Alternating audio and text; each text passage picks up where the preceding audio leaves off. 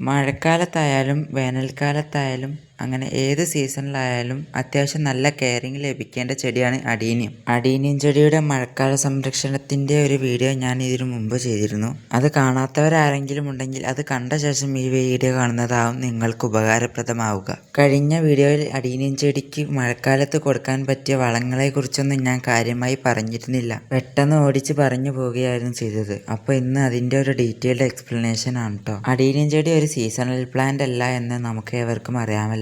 അതുകൊണ്ട് തന്നെ അത് ഏത് സീസണിലായാലും നിറയെ പൂവിടുന്നതാണ്. മഴയെല്ലാം തുടങ്ങിയത് കൊണ്ട് എല്ലാവരും അവരവരുടെ അഡീനിയം ചെടികൾ മഴയത്ത് നിന്ന് മാറ്റി വയ്ക്കണം കേട്ടോ. മഴയായതുകൊണ്ട് അഡീനിയത്തിന് ഓവർ വളം കൊടുക്കേണ്ടതില്ല.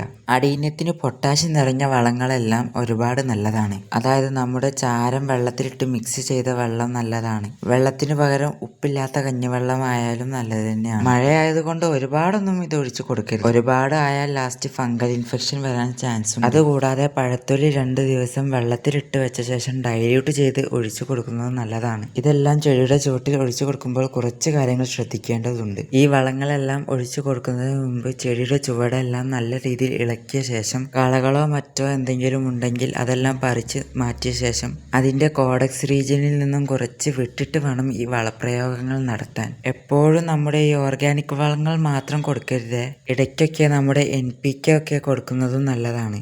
NPK വേണമെങ്കിൽ നമുക്ക് ഹോം മെയ്ഡായും ഉണ്ടാക്കാം. അതിൻ്റെ ഒരു ചെറിയ ഷോർട്ട് വീഡിയോ ഞാൻ ഇതിനു മുമ്പ് ഇട്ടിരുന്നു. അതിൻ്റെ ലിങ്ക് ഞാൻ ഡിസ്ക്രിപ്ഷനിൽ കൊടുക്കാം. ഇനി മഴക്കാലമാകുമ്പോൾ മറ്റൊരു കാര്യം കൂടി ശ്രദ്ധിക്കേണ്ടതുണ്ട്. നമ്മുടെ അഡീനിയം നിൽക്കുന്ന ചട്ടിയിലെ ഡ്രെയിനേജ് ഹോൾസ് നല്ല രീതിയിൽ വാർന്നു പോകുന്നുണ്ടോ എന്ന് ചെക്ക് ചെയ്യേണ്ടതുണ്ട്. ഇടയ്ക്കൊക്കെ ചിലപ്പോൾ വെള്ളം കെട്ടി നിൽക്കുന്നത് പോലെ നമുക്ക് അനുഭവപ്പെട്ടേക്കാം. അങ്ങനെ തോന്നിയാൽ ആ ചട്ടിയുടെ 4 വശമായി ഒരു കമ്പ് കൊണ്ട് മണ്ണിൽ കുത്തിയിറക്കി 4 വശത്തും ഹോൾസ് ഇട്ട് കൊടുത്താൽ മതി കേട്ടോ. നന്നായി വെള്ളം വാർന്നു പോകുന്ന ഒരു പോട്ടിംഗ് മിക്സ് ആണ് അഡീനിയത്തിന് എടുക്കേണ്ടത്. ആ കാര്യങ്ങളെല്ലാം നിങ്ങൾ അഡീനിയം നടുമ്പോൾ ശ്രദ്ധിക്കുമല്ലോ. വീഡിയോ മുഴുവനായി കണ്ട ശേഷം അഡീനിയം ചെടികളുമായി ബന്ധപ്പെട്ട നിങ്ങളുടെ സംശയങ്ങൾ എന്തെങ്കിലും ഉണ്ടെങ്കിൽ കമന്റ് ബോക്സ് വഴി ചോദിക്കാവുന്നതാണ്. അഡീനിയം ചെടിയെ ഇഷ്ടപ്പെടുന്ന നിങ്ങളുടെ കൂട്ടുകാരിലേക്കും റിലേറ്റീവ്സിലേക്കും ഈ വീഡിയോ എത്തിക്കാൻ ശ്രമിക്കുമല്ലോ. വീഡിയോ മുഴുവനായി കണ്ടവർക്കും സ്കിപ്പ് ചെയ്ത് പോയവർക്കും ഒരുപാട് നന്ദി. Thank you.